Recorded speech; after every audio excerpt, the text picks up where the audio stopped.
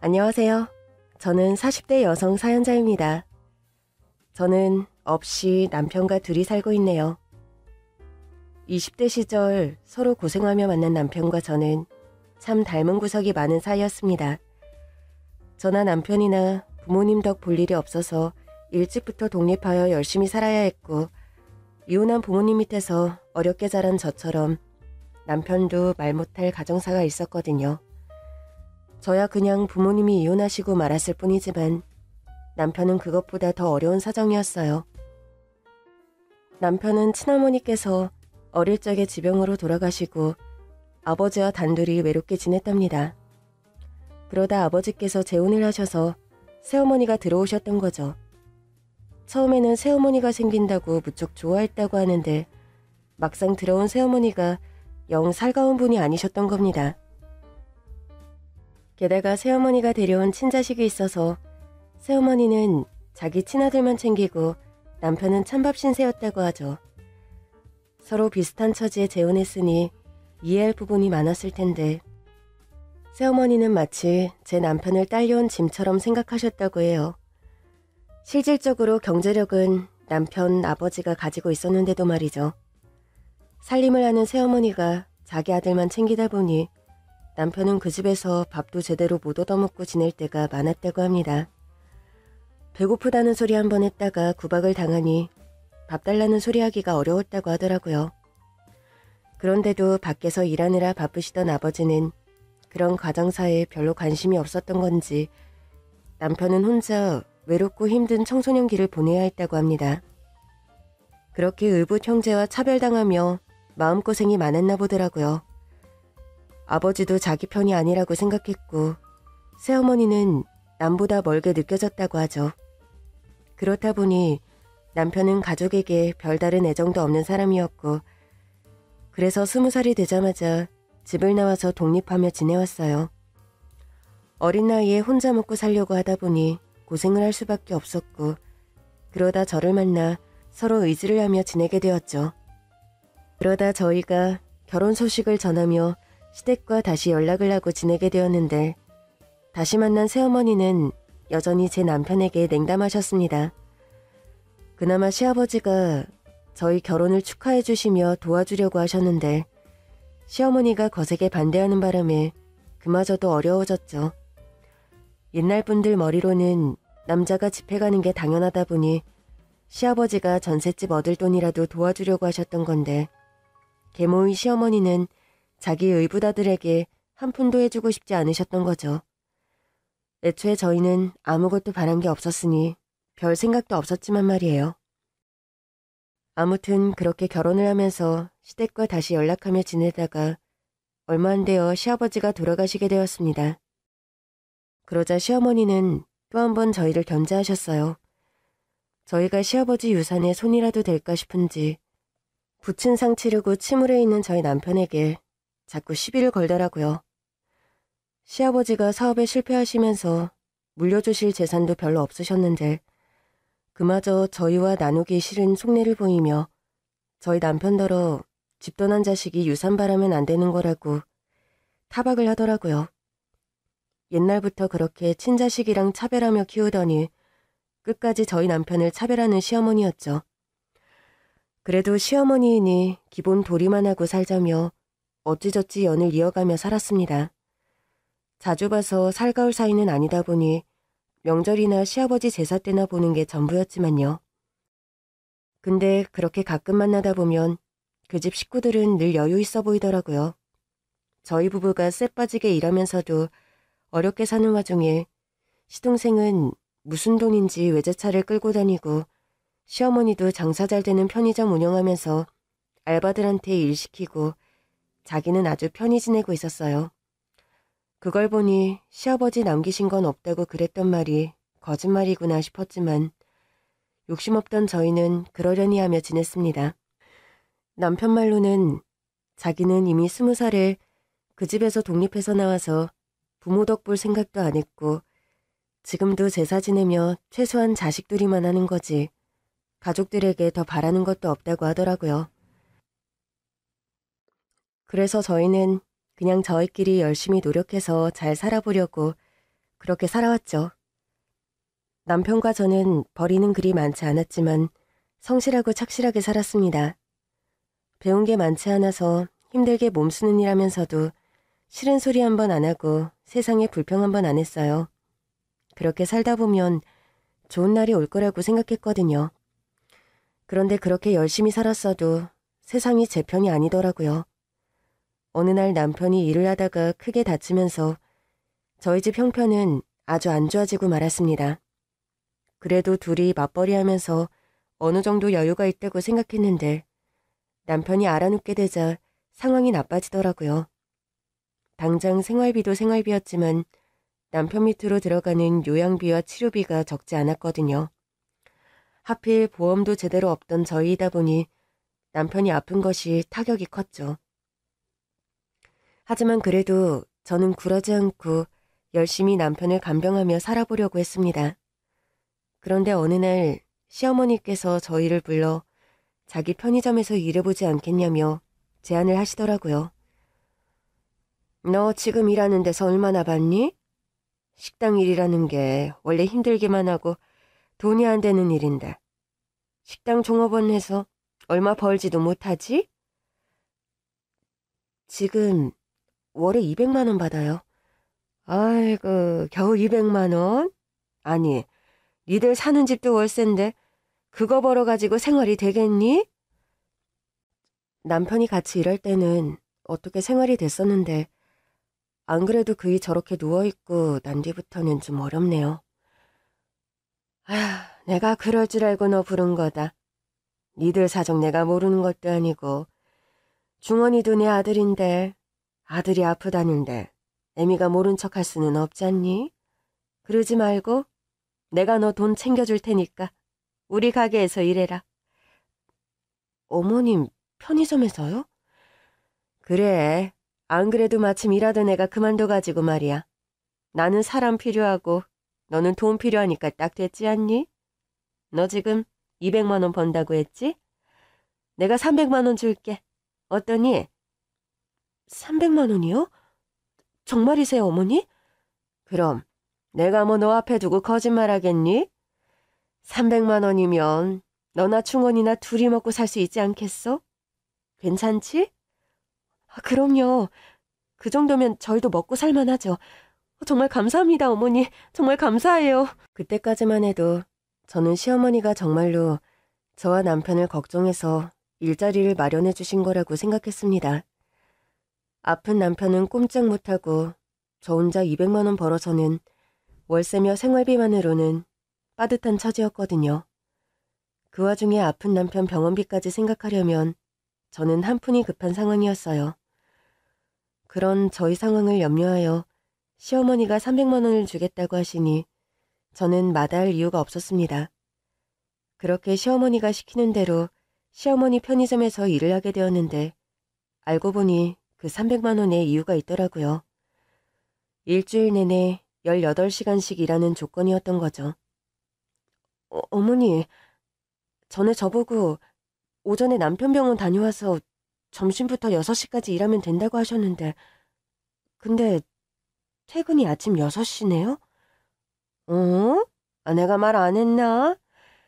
6시가 오전 알바랑 교대하는 시간이야. 걔는 오전만 하고 가는 애거든. 왜? 뭐가 잘못됐니? 18시간은 조금 힘들지 않을까요? 저 일하던 식당도 하루 10시간 일을 했었는데 얘가 지금 무슨 소리 하는 거야? 너 설마 내가 6시라고 한 게 저녁 6시인 줄 알았니? 어머, 아유, 얘 생각하는 거 정말 웃기네. 그럼 너는 내가 너 고작 6시간 일 시키고 300만 원 준다는 줄로 안 거야? 세상에, 아유, 너 정말 생각하는 게 희한하다. 세상 천지에 하루 6시간 일하고 300만 원 버는 편의점 알바가 어디 있어? 네가 뭔 대기업 회사원이라도 되니? 걔들도 하루 10시간씩은 일하겠다. 나는 당연히 알아먹은 줄 알았더니 이제 와서 딴소리하고 있어. 그럼 너는 돈 버는 게 쉬운 줄 알았어? 아니요. 저는 어머니가 신경 써주신다고 하시길래 배려해 주신 줄 알고. 그래. 내가 니들 신경 써줘서 일자리 주는 거 아니야. 그래서 네 남편 병원 다녀와야 하는 오전 시간 빼고 오후부터 출근하라고 한 거잖아. 그렇게까지 편의를 봐줬는데 불만스럽니? 그럼 나는 뭐 땅 파서 장사하고 니들 불쌍해서 구제라도 해줘야 하니? 이 정도로 신경 써줬으면 고마워할 줄 알아야지. 하여간에 이래서 검은머리 짐승들은 거두는 게 아닌데. 야, 너 나한테 그러면 안 되는 거야. 내가 아무리 중원이 친모가 아니라고 하지만 내가 개 먹이고 입히고 키웠는데 또 얼마나 뒷바라지하고 손해보라는 거니? 걔가 내 아들이고 네가 내 며느리면 이런 것도 다 고마울 줄 알아야지. 원래라면 네가 내 가게에서 무급으로 일을 했어야 맞는 거지. 식구끼리 돈돈하는 거 그거 아주 몹쓸 짓이야. 알아?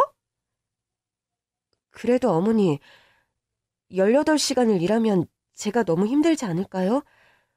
그리고 아침에 퇴근해서 언제 남편 챙기고 그러는지 얘가 알아먹게 설명을 했는데도 말귀를 못 알아먹었나. 그래서 뭐 싫어? 싫으면 하지 말든가.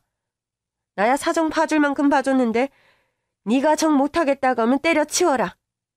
네 주제에 어디서 뭐 300만 원 벌만한 일이 있을까 모르겠지만. 아니에요, 어머니. 할게요. 그렇게 할게요. 열심히 할 테니까 시켜만 주세요.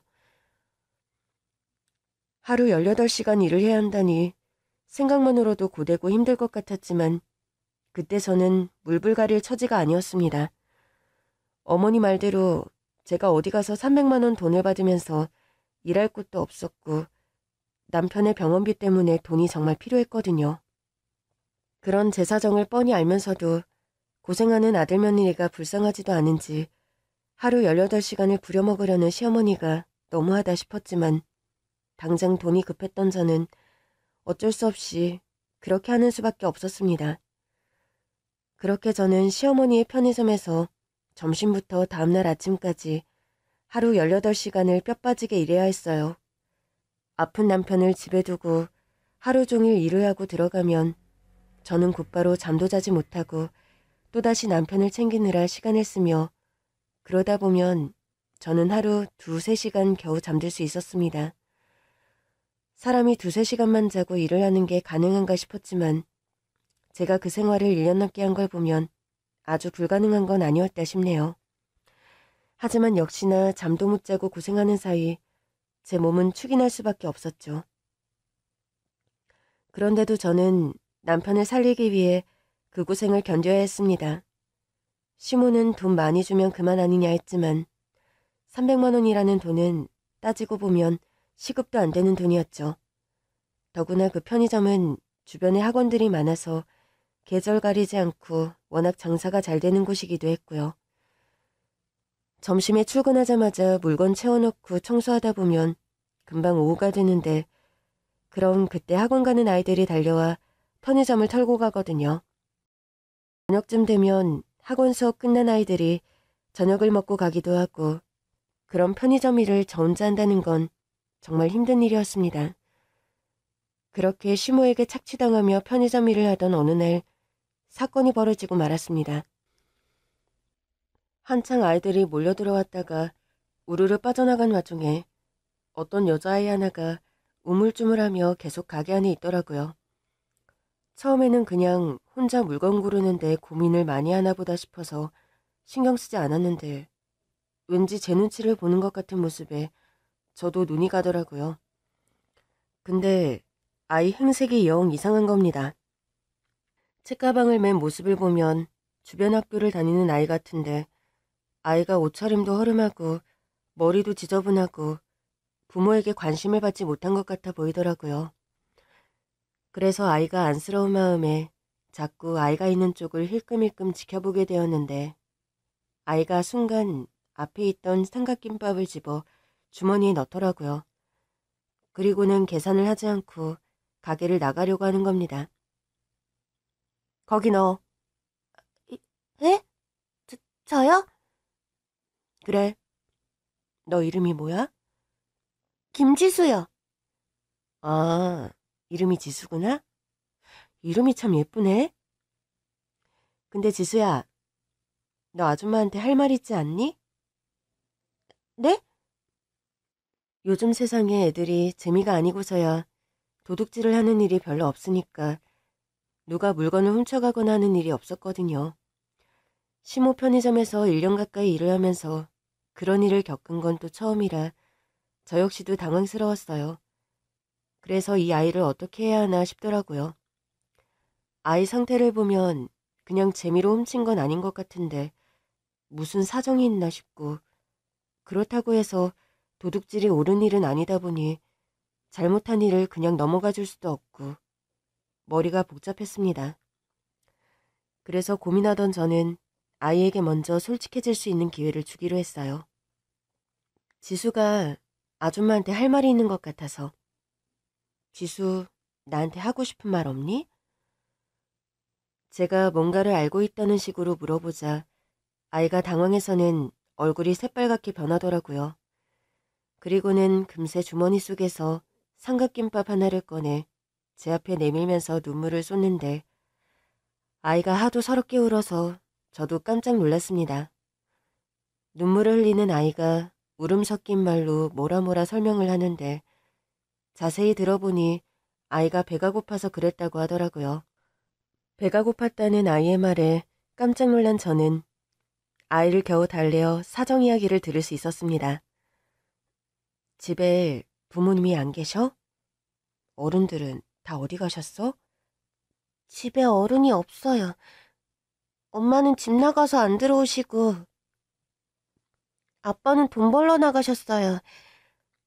아빠는 한 번 나가시면 며칠씩 못 들어오시고 그러시는데, 이번에 집에 먹을 게 떨어져서 너무 배가 고팠어요.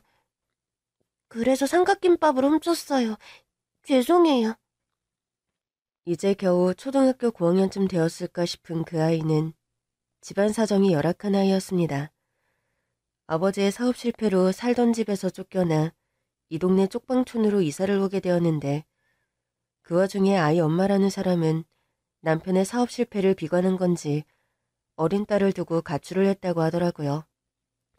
어른들 사정을 잘 모를 아이가 그 얘기를 직접 할 정도이니 말 다 했죠. 그나마 아버지는 아이를 걱정 많이 하시는 듯 했지만 빚 갚느라 멀리 지방으로 일을 다니시며 며칠씩 집을 비우다 보니 아이는 홀로 빈집에 있어야 했고 아이를 돌봐줄 어른이 없었던 겁니다. 평소에는 아이 아빠가 용돈도 챙겨놓고 먹을 것도 챙겨두고 가시는 듯 했는데 그날따라 아버지가 오랫동안 집을 비우셔서 집에 먹을 게 뚝 떨어졌던 모양이에요. 학교라도 다니면 급식이라도 나올 텐데 그땐 마침 방학 중이었거든요. 아마도 아이 아버지는 정신없이 바쁜 와중에 아이의 방학을 잊으셨던 모양입니다. 그래서 아이가 전날부터 밥을 먹지 못해 너무 배가 고픈 나머지 삼각김밥 하나를 훔쳤다고 하는데 그렇게 말하며 잘못했다고 우는 아이의 모습이 너무나 안쓰러웠습니다. 저 역시도 어렵게 지내며 고생했던 어린 시절 기억들이 있었으니까요. 잘못했어요. 다시는 안 그럴게요. 제발 용서해주세요. 지수가 배가 고파서 그랬구나? 그래도 지수야, 남의 물건을 대가 없이 훔치는 건 도둑질이야. 그리고 도둑질은 나쁜 짓이지? 지수도 학교에서 그리고 집에서 배웠을 거 아니야. 그러니까 지수도 도둑질이 나쁘다는 건 알고 있지? 알아요. 잘못했어요, 정말. 그래, 지수가 스스로 잘못한 걸 알았으니 다행이야.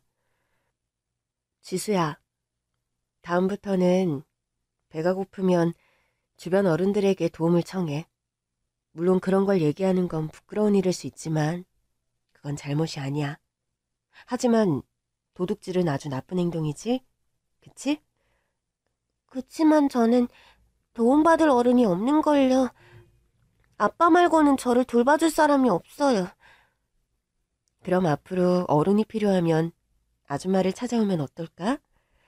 아줌마가 지수 이름도 알고 지수랑 아는 어른이잖아. 그치? 그러니까 앞으로 지수가 도움이 필요하면 아줌마가 도와줄게. 그러니까 앞으로 무슨 일 있으면 아줌마한테 와. 그리고 이건 아줌마가 주는 용돈. 아버지 돌아오실 때까지 굶지 말고 이 돈으로 밥 사 먹어. 알겠지?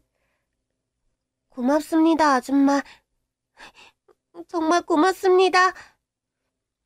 그렇게 저는 삼각김밥을 훔친 아이를 용서하고 제 지갑에 있던 전 재산 10만 원을 지어주며 아이를 돌려보냈습니다. 배가 고파서 김밥 하나를 훔친 것이 엄청난 잘못이 아닌데도 자신의 잘못을 알고 끝까지 고개를 들지 못하는 아이의 모습이 계속 눈에 어른거리더라고요. 그리고 얼마 뒤 갑자기 시어머니가 편의점으로 찾아왔더라고요. 저한테 전부 떠맡기고 좀처럼 가게에 들리는 일이 없었는데 말이죠. 그런데 알고 보니 시어머니가 조금 전에 상황을 알고 있었던 겁니다. 그동안 집에서 편의점 CCTV로 저를 지켜보고 있었던 거였죠. 너 뭐야? 너 뭔데 도둑년을 그냥 보내? 예? 어머니, 어떻게 하셨어요? 어떻게 알기는 뭘 어떻게 알아? 내가 앉아서 천리, 누워서 말리야. 내 가게에서 벌어지는 일을 내가 모를까 봐서? 다 알고 왔으니까 똑바로 말이나 해. 아까 그 쬐까는 기집애가 김밥 훔쳐가던데. 그거 그냥 보낸 거냐? 그게 어머니, 아이가 사정이 너무 딱해서요. 그냥 장난삼아 훔친 것도 아니고 배가 고파서 그랬다는데 그걸 어떻게 혼을 내겠어요. 너무 가엾잖아요. 가엾기는 뭐가 가여워. 그 기집애는 집도 절도 없다냐? 배가 고프면 지네 부모한테 달라 할 것이지 왜 남의 가게에서 도둑질을 하고 나자빠졌어? 응? 하기사 그런 애들을 키운 부모도 빤하지 뭐. 대체 요즘 사람들은 자식 새끼들을 어떻게 키우길래 애들이 그 모양인지 몰라. 근데 너는 그런 싹수노란 애를 그냥 보내줬냐? 잡아서 경찰서에라도 보냈어야지. 아이고, 그거 잘하면 합의금까지 받을 수도 있는 건데. 어머니, 그의 사정이 딱해서 그런 거지. 나쁜 애 아니에요. 부모님이 집에 안 계신데 먹을 게 없어서 그랬다는데 그게 어떻게 나쁜 애겠어요? 그래도 제가 알아듣게 잘 타일러서 보냈으니까 앞으로 다시는 안 그럴 거예요. 너 아까 걔한테 뭐 주던데. 그건 뭐야? 아, 그냥 용돈 좀 쥐어 보냈어요. 혹시나 또 도둑질하지 말라고 10만 원 줘서 보냈으니까 다시는 도둑질 안 할 거예요. 그러니까 어머니도 걱정하지 마세요. 뭐야? 도둑질하고 다니는 애를 혼내지는 못할 망정 되려 돈을 쥐어 보내줬다고? 아니 네가 지금 정신이 있는 거야 없는 거야? 너 미친 거야? 왜? 너 못 살던 옛날 생각나서 안쓰러워서 안 되겠지? 너 닮아서 불쌍해 보이든? 아이고 그래 이제 보니까 네가 문제였네. 내 가게에 들어온 도둑을 잡아 족치지는 못할 망정 아주 이거 도둑이랑 한패였네 이 썩을 것. 시어머니는 제가 그 아이를 돌려보낸 것을 이해하지 못하고 무척이나 격분하셨습니다. 도둑을 잡아서 경찰서에 보내지는 못할 망정 제가 그 아이에게 용돈까지 주어진 것을 아시고는 열이 받아서 방방 뛰시더라고요. 그래봐야 겨우 몇백 원짜리 삼각김밥 하나일 뿐인데 어떻게 그걸로 도둑이라고까지 하시는지 저는 시어머니가 너무하다 싶었어요. 그런데 시어머니가 갑자기 저더러 도둑이랑 한패라며 제 뺨을 내리치셨습니다. 갑작스럽게 시모에게 얻어맞은 저는 넋이 나갔고 시모는 그런 제 앞에서 한바탕 욕지거리를 하더니 손님이 들어오자 그제서야 계속 일을 하라며 저를 두고 나가버렸어요. 저는 제가 정말 맞을 짓을 한 건지 충격을 받아 한동안 정신이 없었습니다. 시어머니 인성이야 원래도 알고 있었지만 정말 해도 너무한다 싶더라고요. 마음 같아서는 그런 시모와 연을 끊고 가게 일도 때려치우고 싶었지만 그럴 수 없는 사정이라는 게 너무 한스러웠어요. 그렇게 저는 하는 수 없이 그 후로도 계속 시모의 편의점에서 일을 해왔습니다. 그 사이 지수가 몇 번 저를 찾아와 도움을 구하고 저는 시어머니 몰래 지수를 도와주곤 했었죠.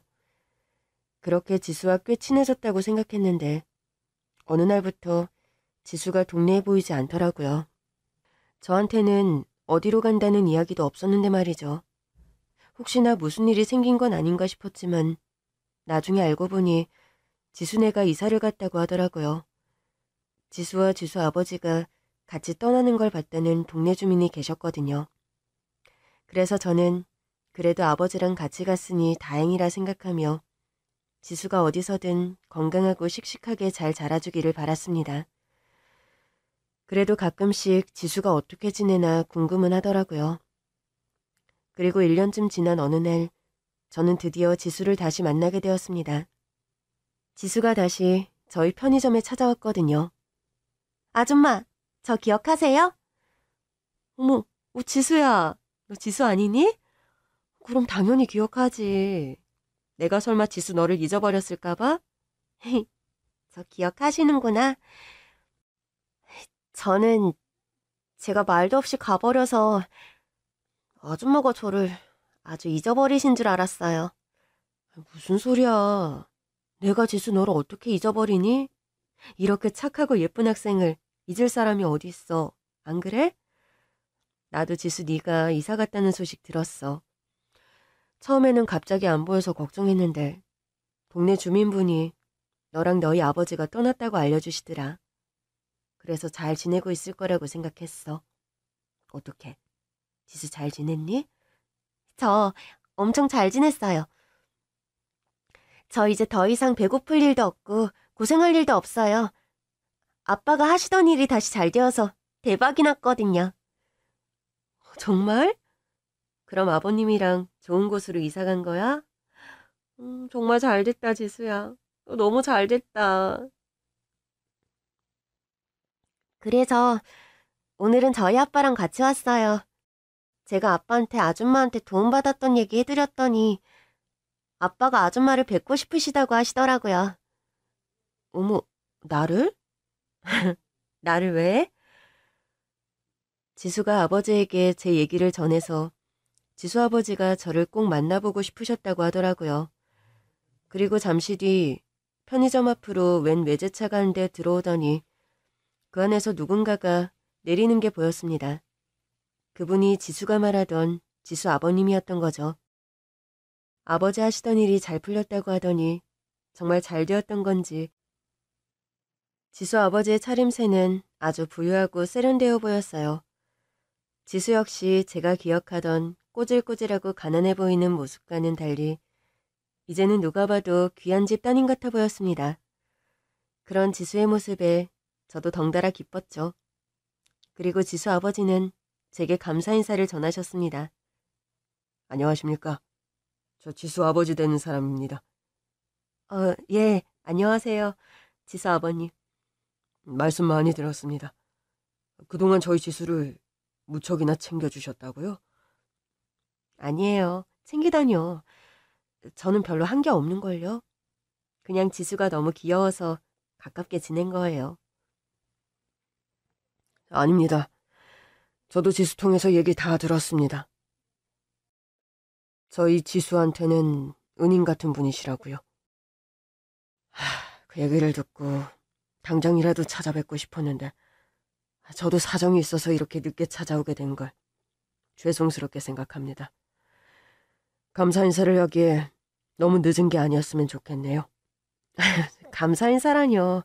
아니에요. 저는 감사받을 일을 한 적도 없는걸요. 사실 제가 원래 큰 외식업을 하다가 문제가 생겨 고생을 좀 했었습니다. 그래서 큰 빚을 지고 그 빚을 갚느라 정신이 없었거든요. 그때는 다시 재기해야겠다는 생각밖에 못하고 아이에게 제대로 신경도 못 썼죠. 그게 아이를 위하는 길이라고 생각하면서 정작 바로 옆에 있는 아이를 못 봤지 뭐예요. 그 바람에 아이가 부모 손도 못하고 방치되듯 지냈는데 그때 사장님께서 저희 딸애를 많이 챙겨주셨다고 들었습니다. 아이가 실수를 했을 때도 감싸주셨다고 들었고요. 그 얘기를 듣고 너무 감사하고 죄송해서 몸둘 바를 몰랐습니다. 부모가 되어서 아이를 제대로 챙기지도 못하고 가르치지도 못했는데 사장님이 대신 저희 아이를 챙겨주셨으니 얼마나 고맙겠습니까? 아니 그렇다고 제가 뭐 대단한 일을 한 것도 아닌데요. 그건 그냥 지수가 워낙 어리고 착한 애라 그런 애가 배가 고파서 그런 걸 어떻게 혼을 내겠어요. 그리고 어릴 때 실수는 누구나 한 번쯤 하는 거잖아요. 지수도 자기 잘못을 이해하고 반성했으니까 저도 그냥 넘어간 거죠. 그러니까 너무 고마워하실 필요 없어요. 저 아니고 누구라도 그랬을 텐데. 그리고 저 사장님 아니에요. 여기는 저희 시어머니 가게인데 저는 그냥 알바하는 거거든요. 그러신가요? 저는 지수 말을 듣고 사장님이 여기 사장님이신 줄 알고. 제가 거의 하루 종일 여기 있어서 지수가 그렇게 생각했나 봐요. 사실 저희 남편이 좀 아파서 제가 혼자 돈을 벌어야 해서요. 전에는 식당에서 일했는데 그건 돈이 별로 안 됐거든요. 그래서 지금 여기서 18시간씩 일하고 있네요. 아, 이런 얘기까지 할 필요 없는데. 저도 참 주책이네요. 그러셨군요. 그럼 더 대단한 일을 하신 거죠? 원래 사람이 자기가 여유가 있어야 남을 들여다볼 마음이 생기는 건데 사장님은 어려운 상황에서도 저희 아이에게 큰 도움을 주셨네요. 다시 생각해봐도 그 일은 아무나 할 수 있는 일이 아니에요. 정말 큰 일을 하신 거고 저나 지수한테는 누구보다 감사한 은인입니다. 그래서 제가 이제라도 그 은혜를 좀 갚고 싶은데요. 제게 은혜를 갚을 기회를 주시겠습니까? 예? 은혜라뇨. 자꾸 그런 말씀 마세요. 마음만 받겠습니다. 아닙니다. 계속 그렇게 마다하시면 제가 마음이 너무 불편해요. 예전에야 제가 아이도 못 챙길 만큼 모자란 놈이었지만 저 이제 꽤 여유 있습니다. 여유가 없을 때야 모르지만 여유가 생긴 마당에 갚아야 할 빚을 안 갚는다면 그거야말로 도둑놈 심부잖아요. 그러니까 제발 빚 좀 갚게 해주세요. 제 성이라도 받아주셔야 제가 마음이 편하죠. 그리고 저희 딸아이 역시 그걸 바라고 있고요. 얘기 들어보니 지금 하시는 일도 쉽지 않으신 것 같은데 그 부분에 제가 도움을 드리고 싶습니다. 어떻게 도움을 주신다는 건지. 제가 지금 외식 사업을 하는데 프랜차이즈 가게가 여럿 있거든요. 카페도 있고 술집도 있고 식당도 있으니까 그중에서 원하시는 거 있으면 하나 골라보세요. 아니지, 그러니까 지금 저한테 가게를 운영하게 해주신다고요? 아니에요. 아니에요. 제 주제에 무슨 식당을 운영한다고 그러세요. 무리예요. 전에 식당에서 일하신 적도 있다고 하시고 지금도 하루 18시간씩 일하시는 걸 보면 충분히 아실 수 있을 것 같은데요. 그러니까 너무 사양 말고 들어주세요. 제가 그만한 능력이 되어서 그러는 겁니다. 지수 아버지께서는 제게 받은 은혜가 많다며 그 은혜를 꼭 갚고 싶다고 하셨습니다. 저는 그냥 가벼운 어린아이에게 조금 관심을 쏟았을 뿐 대단한 일을 한 것도 아닌데 은혜라고까지 하시니 부담이 되더라고요. 그래서 마음만 받겠다며 거절하는데도 지수 아버지는 완강하셨어요. 제가 받지 않으면 차라리 돈으로 주시겠다고 하시는데 그건 더 부담스럽더라고요. 그래서 결국 저는 지수 아버지의 도움으로 식당 운영을 해보기로 했습니다. 사실 내가 뭘 잘했다고 그러시나 싶어서 거절한 거였지. 그런 행운을 마냥 거절한다는 게 제 상황에 주제넘는 상황이기도 했죠. 그렇게 시모의 편의점을 그만둔 후 저는 지수 아버지에게 일을 배워 식당 영업을 시작하게 되었습니다. 그래도 편의점 매대를 2년 넘게 봐왔고 전에 식당 일도 해봤으니 어떻게든 할 수 있지 않을까 싶더라고요. 물론 남의 돈으로 장사하면서 이러다 괜히 망하기만 하면 어쩌나 싶은 생각도 있었지만요. 하지만 다행히도 저의 염려와 달리 저는 꽤 식당 운영을 잘할 수 있었습니다. 지수 아버지가 잘 가르쳐주신 덕분인지 저는 가게 운영을 열심히 배웠고 늘 하던 대로 손님들에게 친절하고 열심히 운영하다 보니 장사도 잘 되더라고요. 아무래도 사장님이 재능이 있으셨나 봅니다. 원래 첫 해 매출이 저 정도로 나오기는 쉽지 않은데. 사장님, 정말 대단하시네요. 아니에요. 제가 대단할 게 뭐가 있겠나요. 저는 그냥 회장님이 가르쳐주신 대로 했을 뿐인데요. 오히려 생판 초짜 되려다가 이만큼 키워주신 회장님이 대단하시죠. 이제는 자신감 가지고 자랑도 좀 하실 만한데. 사장님은 참 한결같이 겸손하시네요. 근데요, 이제는 사업을 하시니 좀 더 자신 있게 하셔도 될 것 같습니다. 사업하는 사람들은 배짱이 좋아야 해서 어느 정도 교만한 것도 미덕이거든요. 제가 아무리 잘 가르쳐봐야 사장님이 잘하지 않았더라면 소용이 없는 일입니다. 그러니까 이건 다 사장님 덕분이 맞죠. 그나저나 요즘 남편분 건강은 좀 어떠세요? 많이 좋아지셨나요? 그럼요. 요즘에는 혼자 걸어 다니기도 하고 제가 없어도 웬만한 건 혼자 할 수 있을 정도예요. 정말 저희 남편 건강이 이렇게나 좋아질 수 있다니 기적 같기만 하네요. 이건 정말 회장님 덕분이에요. 좋아지셨다고 하니 정말 다행이네요. 남편분 꼭 회차하실 겁니다. 하루빨리 건강 회복하셔야죠. 그래야 사장님 사업도 같이 운영하시고 확장도 하시죠. 꼭 그러기를 응원하겠습니다. 잘된 것은 제 식당일 뿐만이 아니었습니다. 남편의 건강 역시 좋아져서 저는 너무나 행복했어요. 지수 아버님이 저희 남편의 병원 치료까지 도와주셨거든요. 그동안 돈이 없어서 받지 못했던 비싼 치료와 재활 치료를 받을 수 있게 되자 남편의 상태는 나날이 좋아졌습니다. 혼자서는 거동도 못하고 휠체어를 타고 다녀야만 했던 남편이 재활 끝에 이제는 혼자 걷고 움직이며 아주 건강해지고 있었거든요. 병원에서는 이런 속도라면 1년 만에 완치를 할 수 있겠다며 상태가 아주 좋다고 말씀해 주셨죠. 그래서 저는 너무나 기쁘고 행복할 수밖에 없었어요.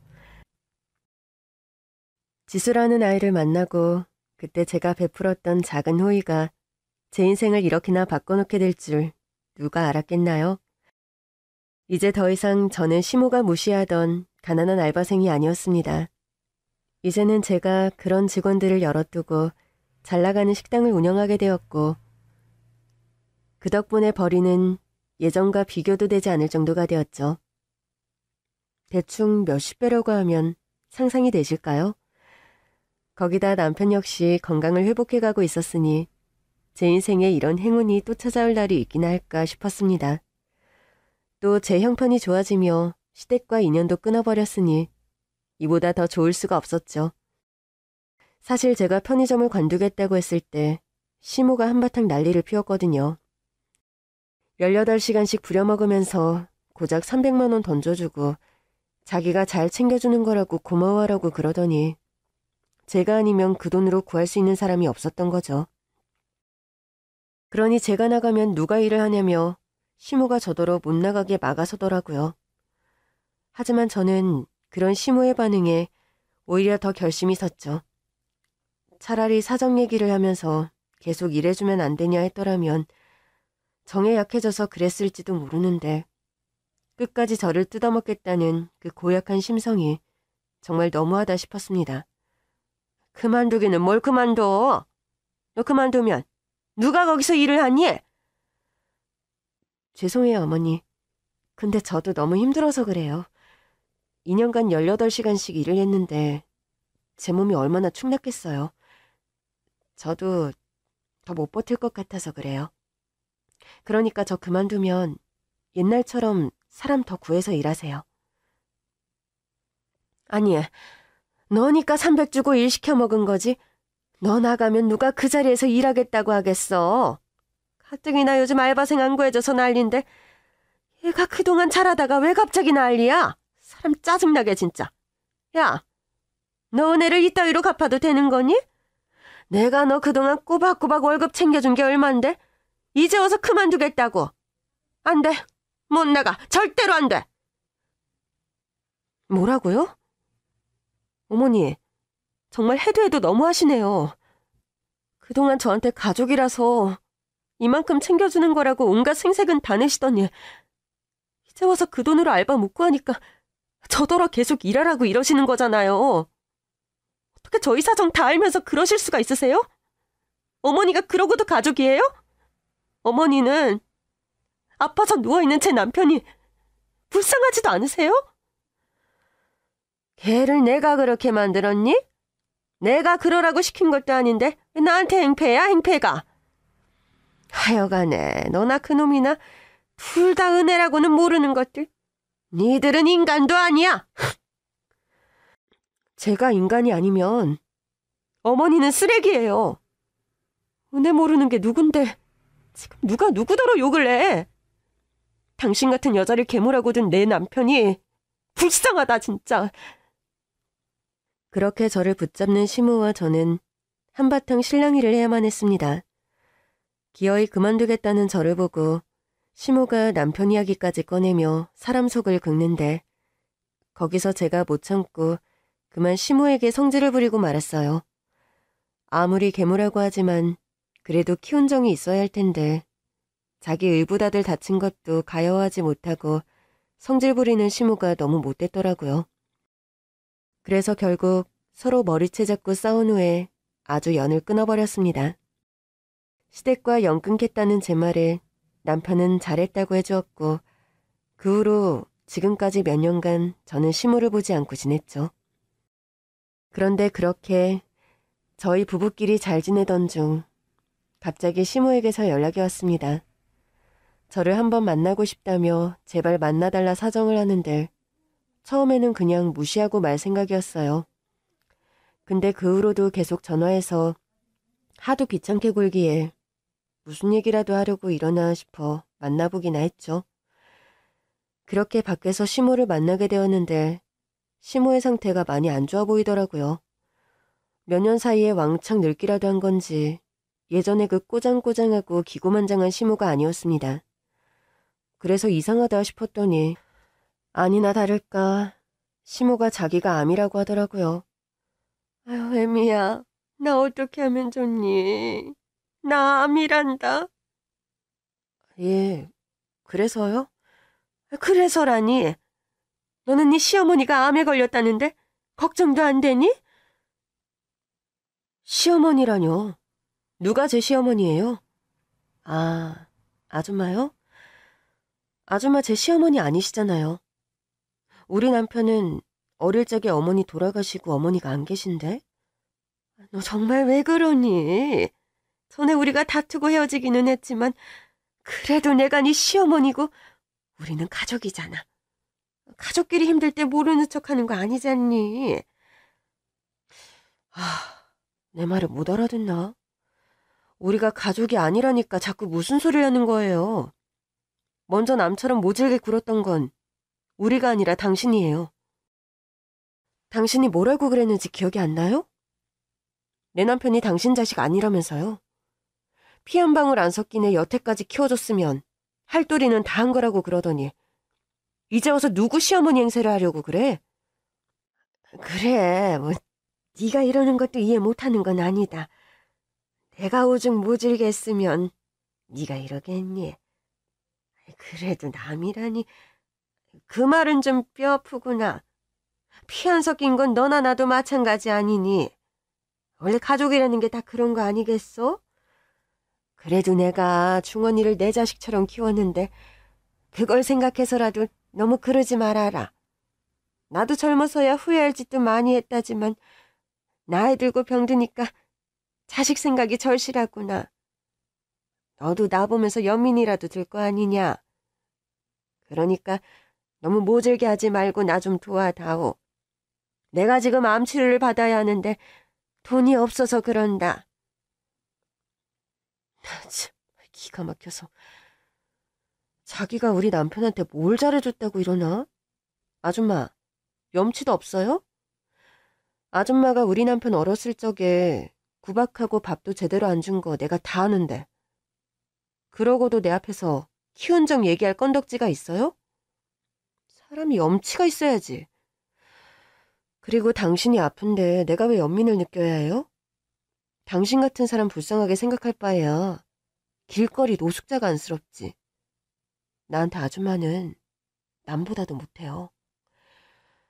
그리고 왜 우리한테 찾아와서 이래? 아줌마 아들 있잖아요. 의붓아들이랑 온갖 차별하면서 키웠던 그 친자식 있으면서 왜 남한테 난리냐고. 치료비고 뭐고 뭐 돈 궁하면 자식한테 가서 구걸하세요. 내 아들놈한테 도움받을 수 있었으면 내가 너를 찾아왔겠니? 나도 그러고 싶지만 그놈이 연락이 되질 않으니까. 그래서 내가 하는 수 없이 너한테 연락을 한 거란다. 그놈이 나한테 무슨 소리까지 한지 알면 너도 가만히 못 있을 거다. 자기 잘난 아들 어디다 두고 우리한테 일어나 싶었더니 알고 보니 그 친아들 놈이 시모를 버렸답니다. 시모가 암에 걸려 시한부 선고를 받자 곧 죽을 노인네한테 돈 쓸 생각 없다면서 시모를 버리고 떠나버렸다네요. 서로 죽고 못 살던 모자인 줄 알았더니 돈 앞에서 아무것도 아니었던 모양입니다. 근데 조금 의아하기는 했어요. 원래도 시동생은 시모 덕에 먹고 사는 한량이었고 돈이야 시모도 적지 않은 걸로 알고 있었는데 잘 되던 편의점은 어쩌고 나한테 와서 치료비를 구걸할까 싶었거든요. 그런데 알고 보니 시모가 운영하던 편의점이 진작에 문을 닫았더라고요.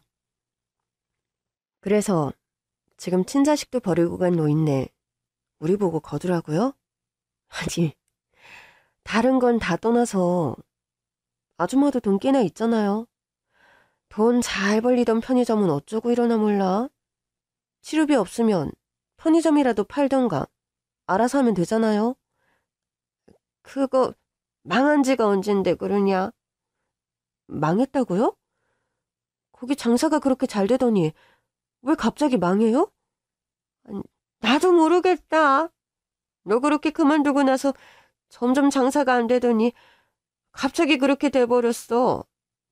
너 그렇게 깽판 치고 나가서 나도 다른 직원 뽑기도 했는데 이것들이 일도 열심히 안 하고 농땡이를 부리는 건지 뭐가 잘못된 건지 그냥 계속 적자가 나는 거야. 처음에는 경기가 안 좋아서 그러나 싶어서 버텨봤는데 그래도 안 되더구나. 알바 구하는 것도 힘들고 인건비가 너무 나가서 어쩔 수 없이 내가 나가서 일을 했는데 그래도 어려운 건 마찬가지였어. 손님들은 자꾸 네가 어디 갔나 묻지를 않나. 아무튼 그러다가 결국 그냥 헐값에 넘겨버렸다.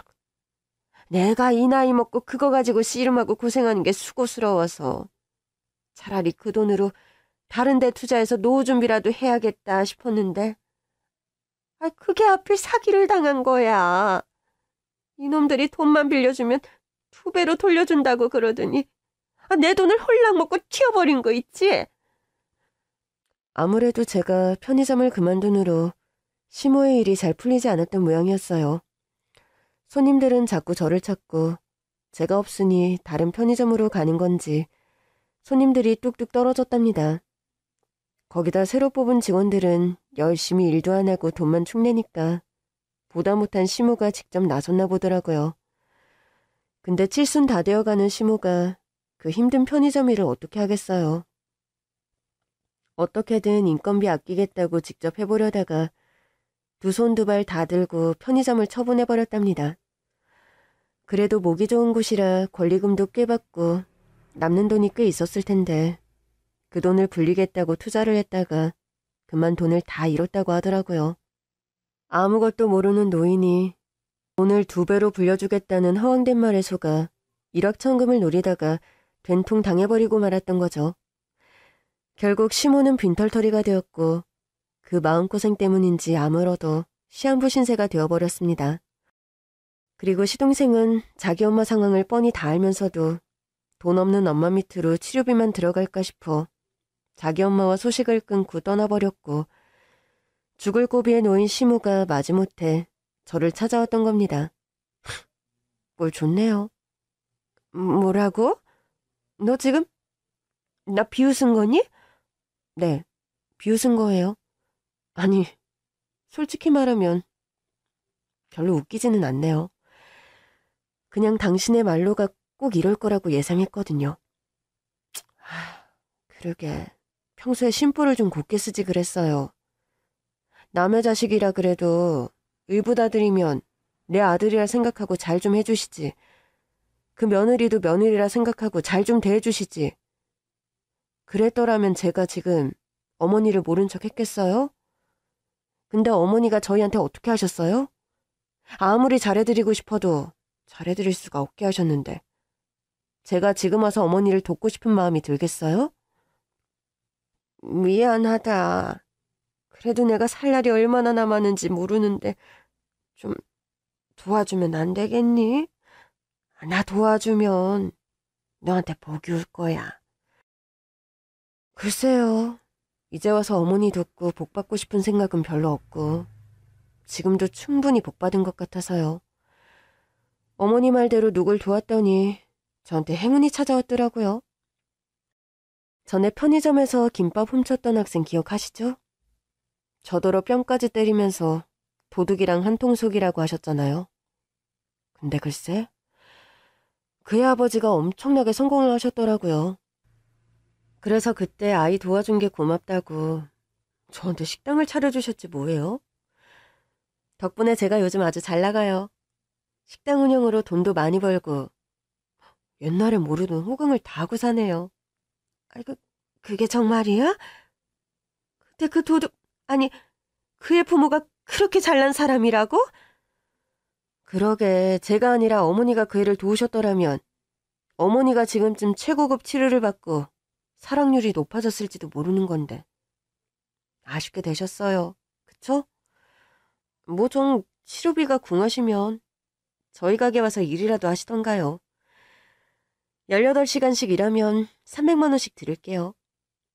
이 정도면 많이 쳐주는 건데. 어떠세요? 뭐라고? 너 지금 사람 놀리냐? 너는 운 좋게 가게까지 얻었다면서 지금 나더러 아픈 몸으로 네 가게에서 일을 하라고? 정말 너무한 거 아니냐? 싫으면 말면 되지. 왜 신경질이래? 아줌마, 아직도 정신 못 차렸어? 그럼 내가 왜 남한테 그냥 돈을 주겠어? 돈이 필요하면 일을 해서 벌 생각을 해야지. 어디서 남의 돈 뜯어먹으려고. 그럼 돈 버는 게 그렇게 쉬운 줄 알아?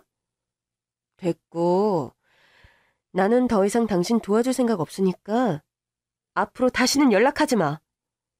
당신 친자식도 버린 인생 누가 구제해줄 줄 알고 여기까지 찾아왔어?